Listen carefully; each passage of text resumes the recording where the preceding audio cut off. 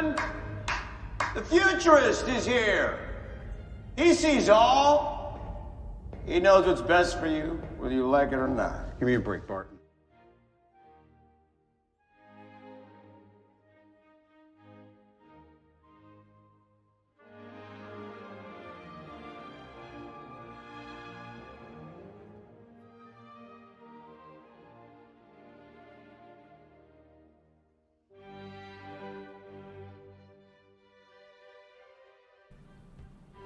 Dearest gentle watcher, today we're going to be talking about one of my favorite shows, Bridgerton. It is truly hard to overstate how much I love this show. It makes me deliriously happy. This show has everything. Men wearing elaborate, expensive outfits just to sit at their desk and brood, orchestral covers of your favorite pop songs, beautiful costumes and sets, and also community. This show brings people together, including husbands and wives, because let's be real, men love Bridgerton too, including my husband.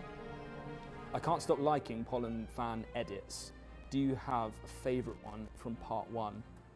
Oh, there's a bunch. Yeah, I've sent you so many. It's the men that you don't expect to be watching the show. I love the husbands watching Bridgerton. And they're like not really into it, and then by end of it two, they're like, he's following her, and she's You can't court that guy. You don't love him.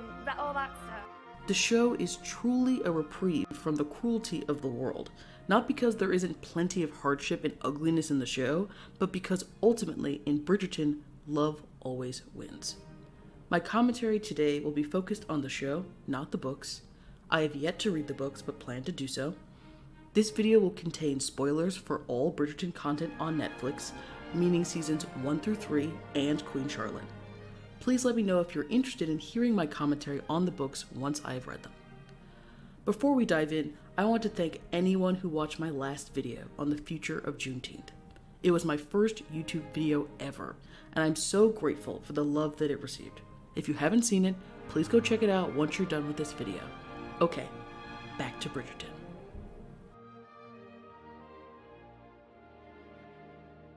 National Geographic engaged in futurism a decade ago when they released this image of a woman, projecting that this is what Americans will look like in 2050. Well, the minds behind the Bridgerton show seem to agree, imagining an alternative past full of rampant miscegenation. Bridgerton seems to be actively invested in creating a world that looks like this. One of those minds is Shonda Rhimes. Rhimes is known for featuring black people, particularly black women, in her shows, and portraying interracial relationships, particularly those between black women and white men. The obvious racial diversity present in Bridgerton played a large part in catapulting it into a pop culture phenomenon. In a time in which it feels like racial isolationism and polarization is as stark as ever, it's healing to watch a beautiful, diverse show with complex characters in which people's race is not at the forefront. However, Rhimes has long been accused of having a swirl agenda. In other words, an unhealthy investment in portraying interracial relationships. Personally, I think this topic is far too complex to be reduced to discourse about whether it's good or bad for her shows to feature interracial relationships as much as they do. I also frankly think this reduces the power of the shows that Rhimes has created and produced. She normalizes not only romantic interracial relationships, but platonic ones as well. And she normalizes black people, particularly black women, leading high-powered lives and having impressive careers. I grew up watching black women lead and use their voices in her shows. That matters. Representation matters. The racial politics of Bridgerton are fascinating, and unfortunately we do not have time to dive into that more deeply in this video, but please let me know if you're ever interested in a video on that topic from me. What is indisputable is that Shonda Rhimes is a certified hitmaker. She truly has the Midas touch. Everything she touches turns to gold. She has a slew of iconic television shows under her belt, including Grey's Anatomy and Scandal, where she served as creator, head writer, and executive producer. Producer and screenwriter Chris Van Dusen created Bridgerton and served as its showrunner, and Rhimes serves as executive producer under the umbrella of her company, Shondaland. Miss Rhimes, can you please give me a sense of the housing prices in Shondaland? Just asking for a friend. When Bridgerton premiered on Netflix in December of 2020, it was an instant smash hit, likely in part due to the pandemic. It quickly became the most streamed show on Netflix ever. The show also proved to be a critical success, lightning in a bottle. The show has been flying high ever since. Season 2 premiered in March of 2022, with Chris Van Dusen continuing to serve as showrunner, and the show's popularity showed no signs of stopping. Season 2, in my opinion, retained the best parts of Season 1, while adding emotional complexity and depth that completely hinges on an excellent Jonathan Bailey performance as Anthony Bridgerton. And that brings us now to the present, with Season 3.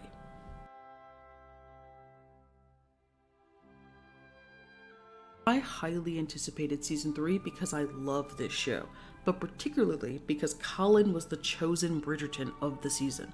I'd watched Penelope be painfully and obviously in love with Colin for 2 straight seasons, and I watched Colin be an idiot about it. I was curious to see how the writers would convincingly turn their long-term friendship into love, which is treading new ground for the show. I was especially curious given that they ended Season 2 on such a nasty note with Colin.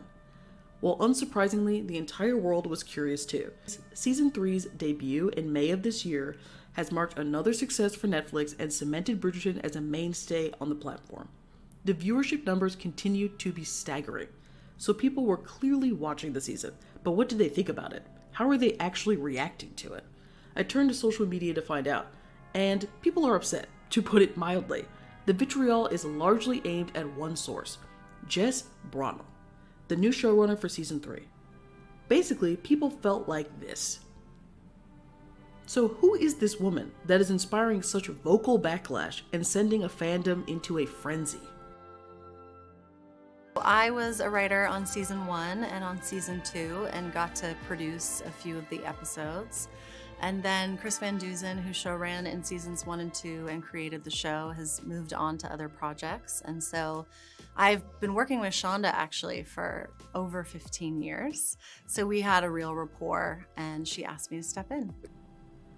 No matter what you think of Season 3 of Bridgerton and the role you believe Jess Brownell played in it, personal attacks are inexcusable. A woman on Instagram with the same name as the showrunner had to put a disclaimer in her bio that she was a different woman. You don't get to attack someone and be a bully because you're mad about a TV show. All that being said, I did not like Season 3 of Bridgerton. I'm going to share my feedback for Season 3 as roses and thorns. Roses being what I liked about the season, and thorns being what I didn't like about the season. So let's start with the positives. First, I want to talk about the split release. The split release was actually genius, I think. I feel like Netflix hacked my brain, and it makes me uncomfortable. Let me explain. The split release spawned obsession, not only with this season, but with all past seasons of the show and Queen Charlotte.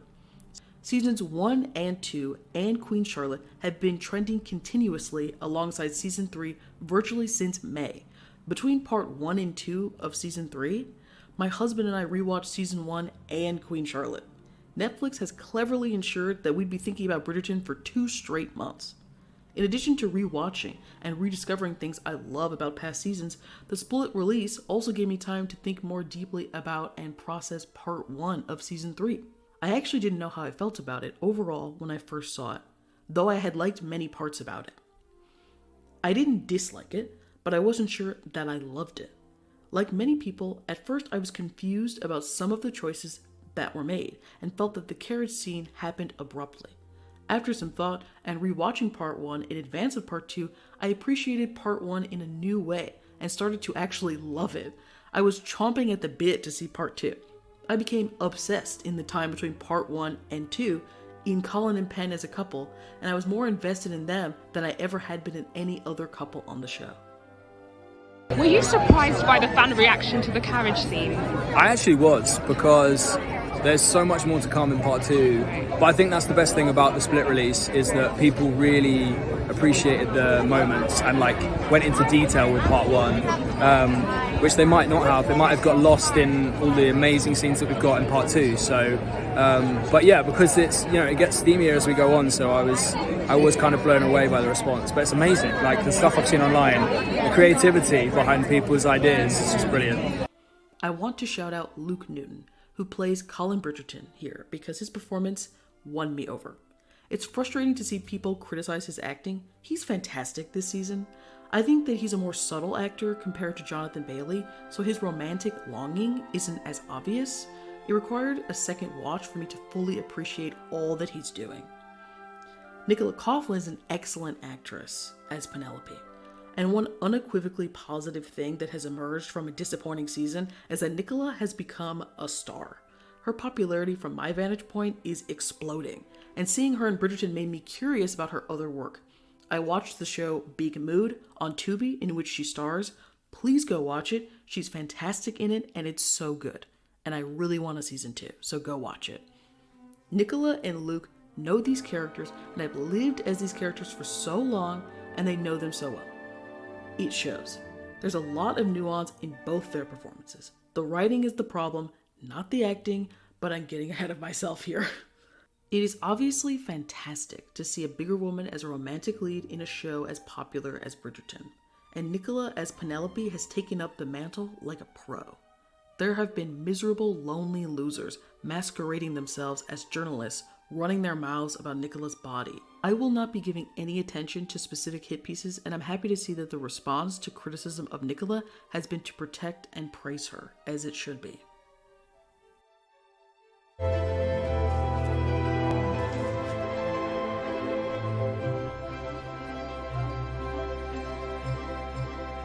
Lie down.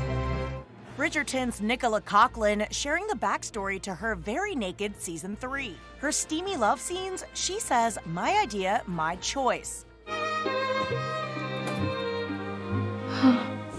This comes after Nicola, who's been on the series since its 2020 debut, endured a slew of body shaming on social media. And now she says those haters inspired her going into the new season, as Penelope Featherington and her romance with Luke Newton's Colin takes center stage. It's a very vulnerable season in lots of different ways. One of those ways, Nicola taking part in Bridgerton's trademark steamy scenes. Her reason for stripping down? It just felt like the biggest you to all the conversations surrounding my body. It's an honor to get to do that. It's really cool. Nicola calling her decision to go nude amazingly empowering. I felt beautiful in the moment. It's frankly a little baffling to even be talking about this because Nicola is hot. They don't tend to put people who are not hot on television. To all the people who find the romance between Pen and Colin hard to believe, shut up and look in the mirror.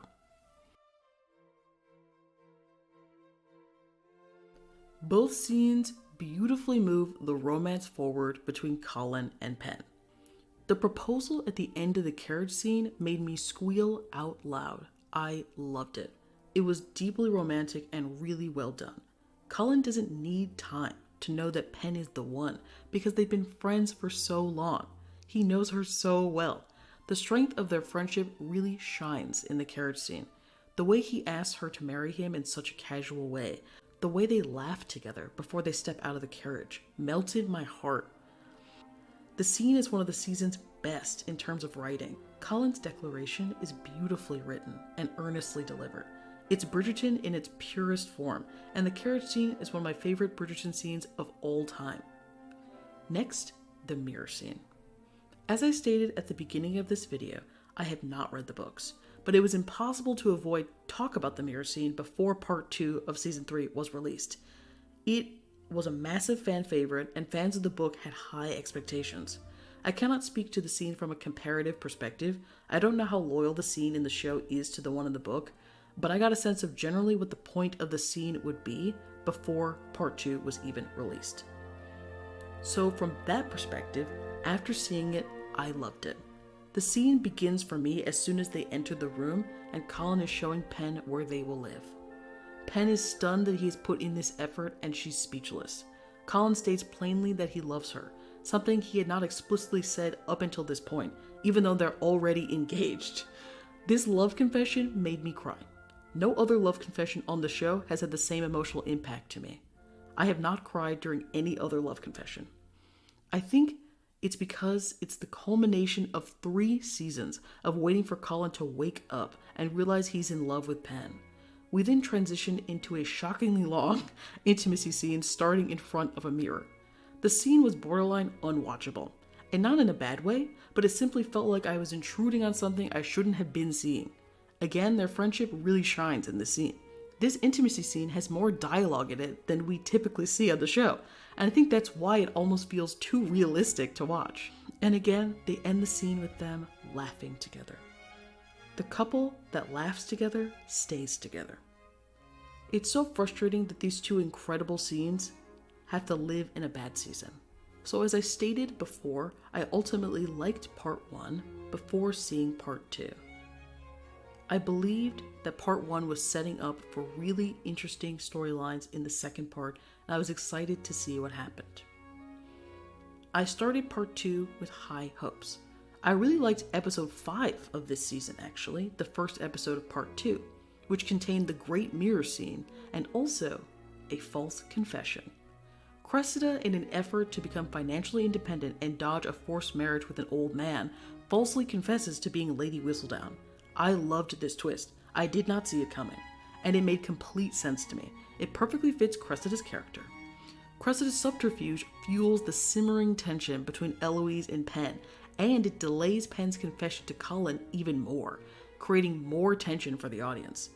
It's a very smart and very fun move. Too bad it doesn't go anywhere interesting.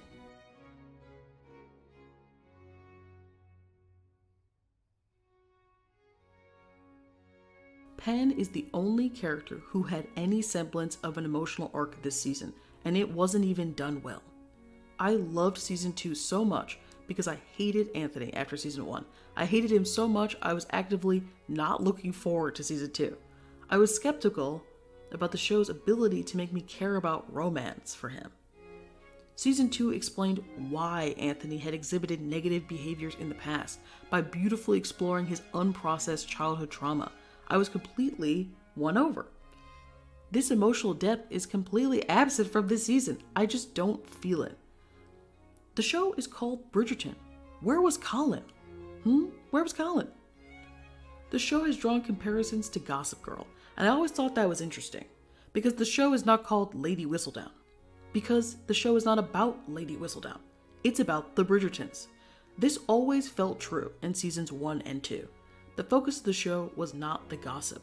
Lady Whistledown's secret identity and the revelations she exposes create tension for many of our central characters, but fundamentally the romance was at the forefront. Until now, that is. The Bridgertons are the main characters, and Colin was sidelined in his own season. Point blank, period. Pen ended up being the main character. To add insult to injury, her emotional arc is shallow and very girl boss coded. It's important to show that women don't have to give up what they love to get a man, but frankly, Pen's refusal to even consider stopping Whistledown for Colin was incredibly off-putting as a viewer.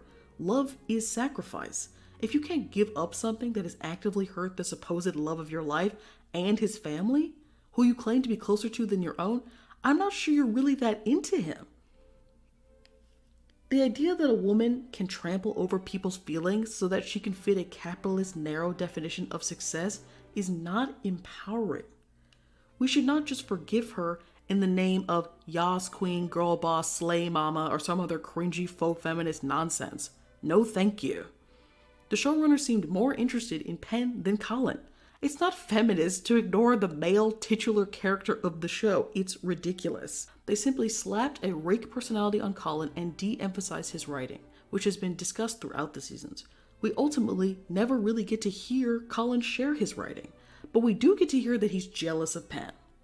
This isn't really helpful or interesting information when we don't know anything about his identity as a writer.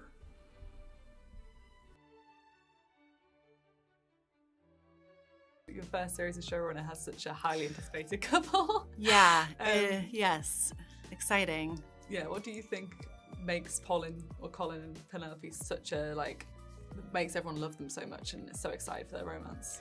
You know, we've seen these characters on our screens now for 2 seasons. We've invested in them, and I think all of us in one way or another can relate to the story of unrequited love, an unrequited crush. And also, I think both of them are underdogs in certain ways. So I think it's thrilling to put characters who are not used to being at the center of things, to bring them into the light. Nicola and Luke have really nailed it this year, and their performance is hitting new levels of comedy. I think there's a lot of awkward banter,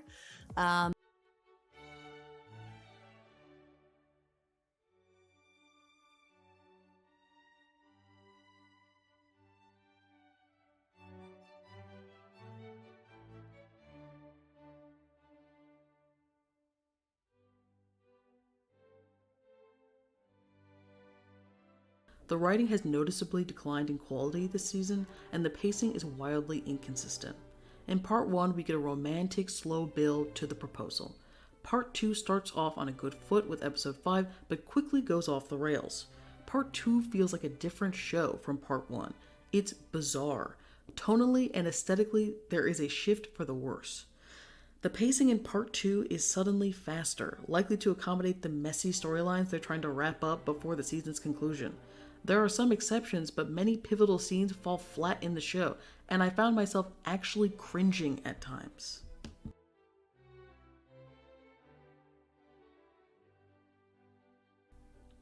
We waste precious time that we could be spending with Colin and Penn on the awful Featheringtons. The Featherington sisters seem to be popular among many viewers for being funny, but I just don't think they're funny enough to excuse their behavior or justify taking screen time away from the main couple. And the Featherington redemption arc storyline was frankly upsetting because it's not rooted in anything authentic.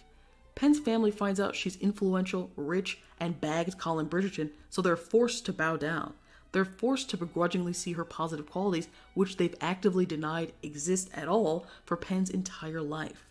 I'm sorry, but it's incredibly naive to believe that Portia and Penn's sisters suddenly respect her at all. There's no real accountability or amends given. They're just not stupid, and it's no longer advantageous to them to mob bully her as they were before. That's it. Nothing deeper to it than that. It was superfluous, ridiculous, and badly written like so many other scenes in this season.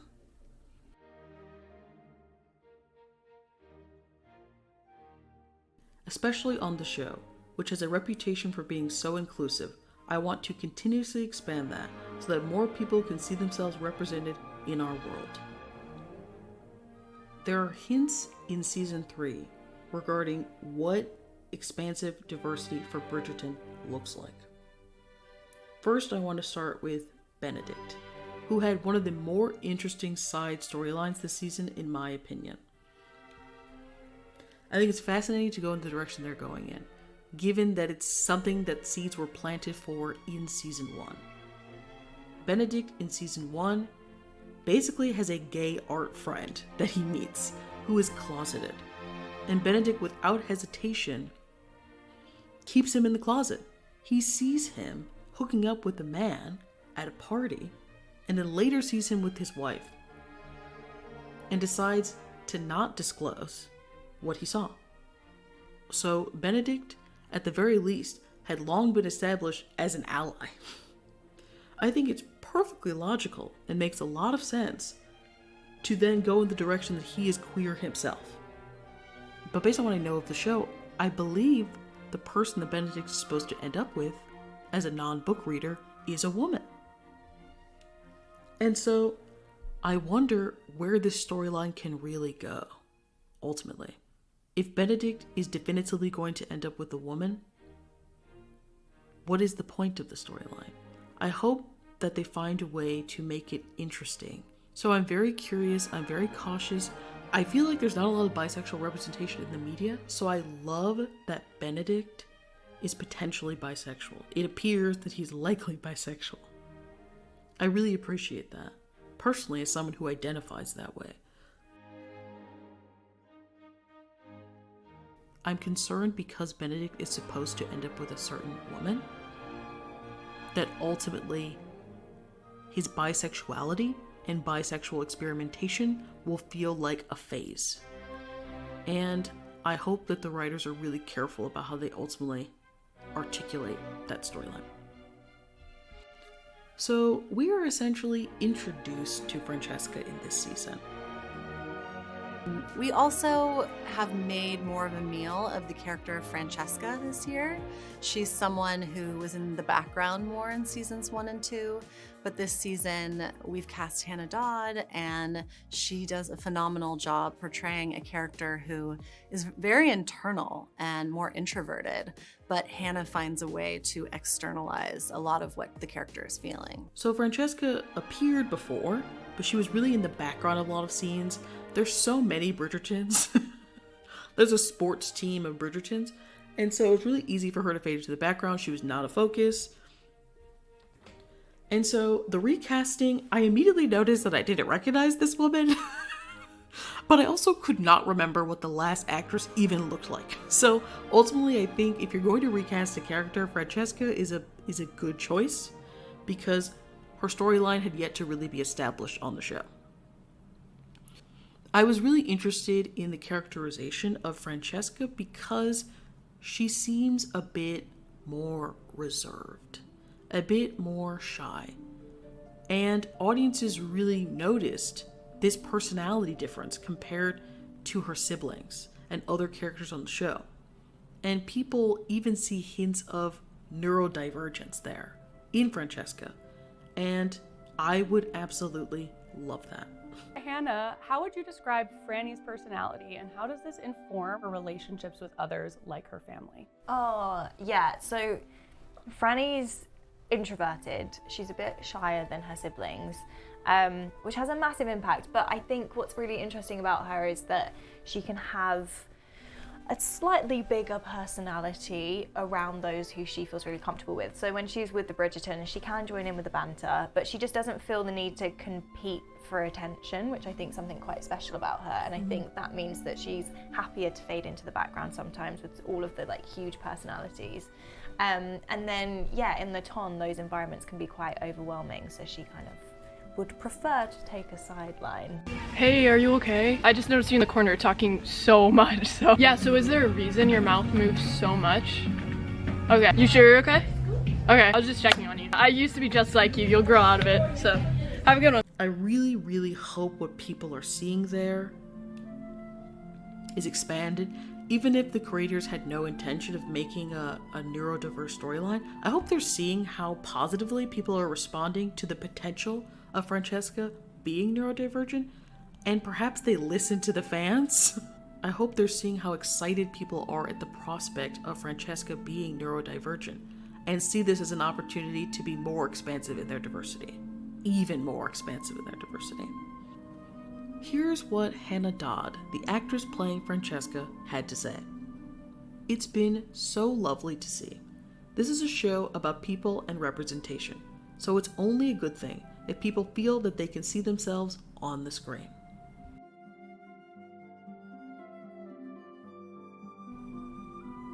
We have a show that seems to be showing signs of decline, unfortunately. But we have higher viewership than ever for all seasons of Bridgerton. So, where do we go from here?